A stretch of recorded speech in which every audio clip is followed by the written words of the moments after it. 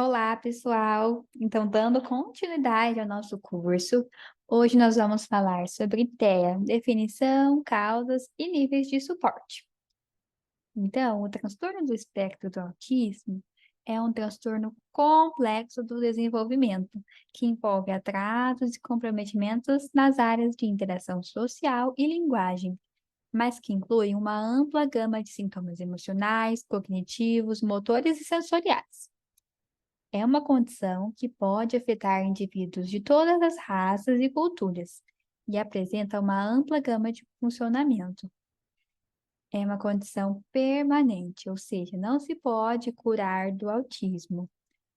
E ela pode se manifestar sob diversas formas ao longo dos anos, com variável expressão dos sintomas e com suas características comportamentais alterando-se durante o curso e desenvolvimento.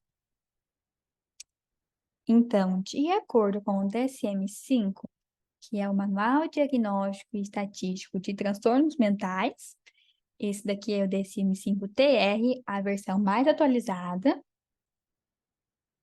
Para diagnóstico dos transtornos do espectro do autismo, deve-se preencher os critérios A, B e C abaixo.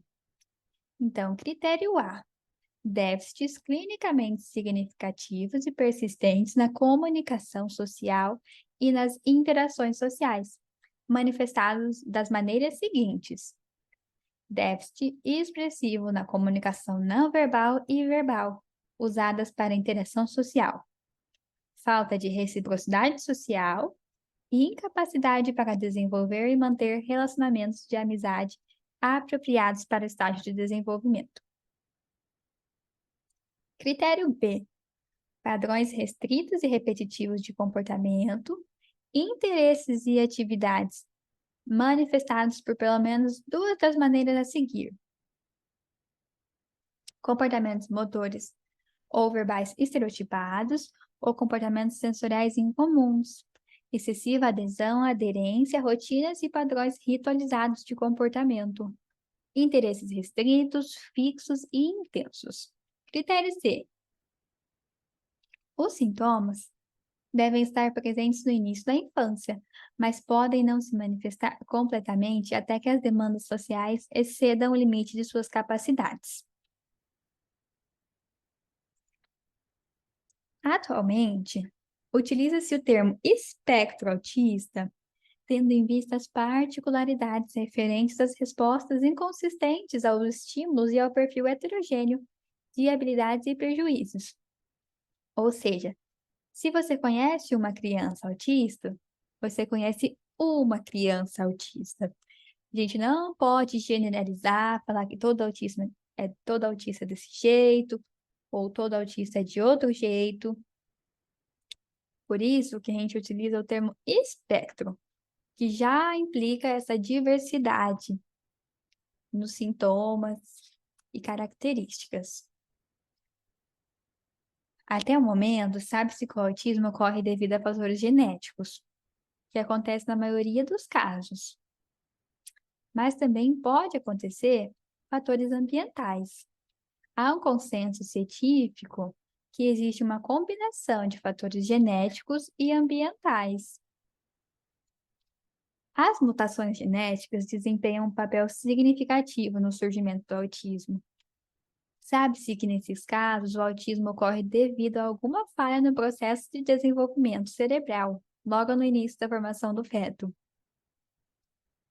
Alguns fatores ambientais podem ser exposição a substâncias, toxinas, até medicamentos e infecções durante a gestação. Aqui tem esse dado do Centro de Controle e Prevenção de Doenças dos Estados Unidos, que a última pesquisa que foi realizada diz que uma a cada 59 crianças é diagnosticada com autismo, e a cada 5 crianças com autismo, 4 são meninos. Então, também diz que os primeiros sinais podem ser identificados geralmente a partir dos 8 meses. E que também os dois principais critérios são déficits na comunicação e na interação social, comportamentos e movimentos repetitivos e estereotipados. Então, a gente também tem os níveis do autismo. Antigamente, utilizava-se a terminologia de autismo leve, moderado e severo. Hoje em dia, essa é uma tabela do próprio DSM. A gente utiliza a terminologia nível 1, nível 2 e nível 3. Sendo o nível 3 que exige muito mais apoio, o nível 2 exige apoio substancial e o nível 1 exige apoio. Caso não houvesse apoio no nível 1, ele ficaria com prejuízo no desenvolvimento.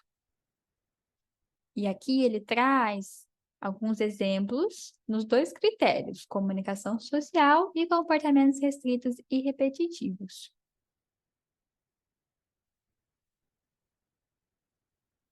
Agora a gente vai falar um pouquinho dos conceitos iniciais da análise do comportamento, que seria a abordagem teórica do ABA. Então, a psicologia é composta por várias psicologias. E alguns nomes são usados para designar as diferenças entre as psicologias. E esses nomes são abordagens, correntes, teorias, entre outros. Certamente você já ouviu falar de alguma delas. Por exemplo, a psicanálise, a psicologia cognitiva, a psicologia sócio-histórica, temos também a psicologia cognitivo-comportamental e também a análise do comportamento. A análise do comportamento é uma linha teórica que utiliza de um conjunto de pressupostos e orientações em uma proposta epistemológica específica, o behaviorismo radical. Então, a análise do comportamento tem um modo específico de estudar o comportamento. E esse modo está no behaviorismo radical, a filosofia que guia a análise do comportamento. Essa proposta de estudar o comportamento desse modo diferente, seguindo os pressupostos do behaviorismo radical, foi introduzida pelo psicólogo estadunidense B.F. Skinner, que é esse aqui do ladinho. E posteriormente, a teoria que ele foi criando foi aprimorada pela comunidade dos analistas do comportamento ao redor do mundo. Então, alguns dos pressupostos do behaviorismo radical são determinismo. O comportamento não ocorre ao acaso, ele é determinado. Interacionismo. Não se avalia apenas o comportamento, mas também os antecedentes, o que acontece antes do comportamento, e os consequentes, o que acontece depois do comportamento. Externalismo.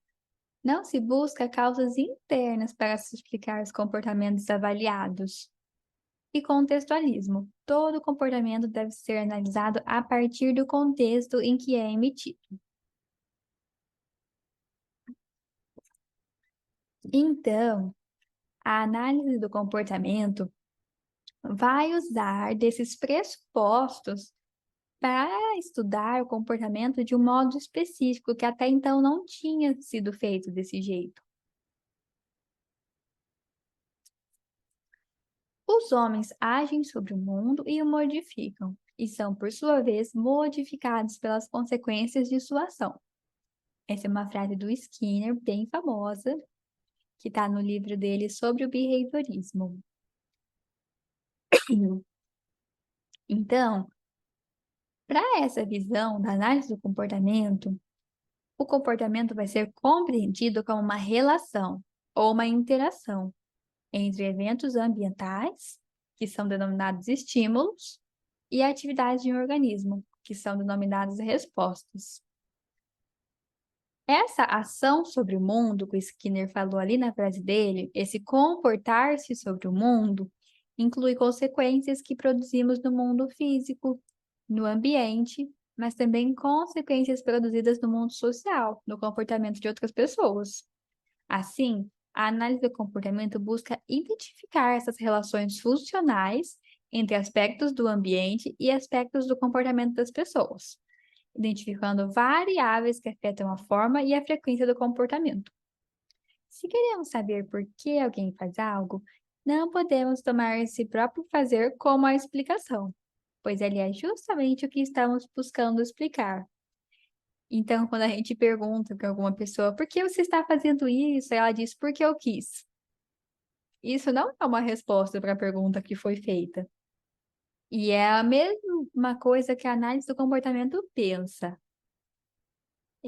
"Por que quis?", "Porque eu estou com vontade", não servem como respostas para a pergunta que nós estamos tentando explicar.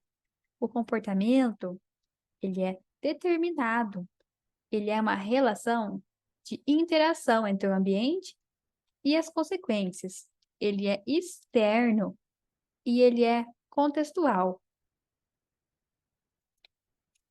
Na nossa próxima aula, nós vamos começar a falar sobre os conceitos da análise do comportamento, reforço e punição.